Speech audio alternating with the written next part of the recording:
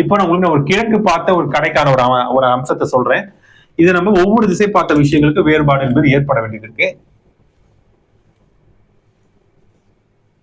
இப்படிதான் அமைப்பு இருக்குன்னு வச்சுங்க.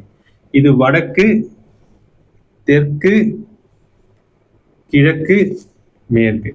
கிழக்கு பார்த்த கடையாக இருக்கும் பட்சத்துல ஏன்னா ஒரு பேக்கரின்னு கூட வச்சுங்களேன். சரியில்ல ஒரு நகை கடன் வச்சுக்கலாம், பேக்கரி வச்சுக்கலாம், துணி கடன் வச்சுக்கலாம், எப்படி வச்சுக்கலாம். ஆனா இப்ப என்ட்ரன்ஸ் இருக்குதுன்னா இந்த இடத்துல உச்ச பகுதியில் என்ட்ரன்ஸ் என்பது வைக்க வேண்டியது இருக்கும்.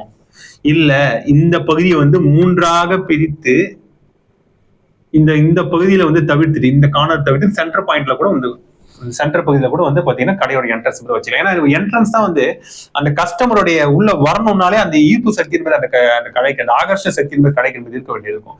உச்ச பகுதியில அந்த என்ட்ரன்ஸ் வைக்கக்கூடிய கடைகளுக்கு நல்ல கஸ்டமர் வருகை இருப்பதாக நான் பார்த்துட்டு இருக்கிறேன். அதனால என்ட்ரன்ஸ் என்பது ரொம்ப ரொம்ப முக்கியமான ஒரு விஷயம் என்பது பார்க்கணும். சரிங்களா? அதை பார்த்துட்டு இப்போ உள்ள வரான உள்ள வந்துட்ட பிறகு ஓனருடைய செட்டிங் பொசிஷன் எந்த இடத்துல உட்கார்றாரு பார்க்கணும்.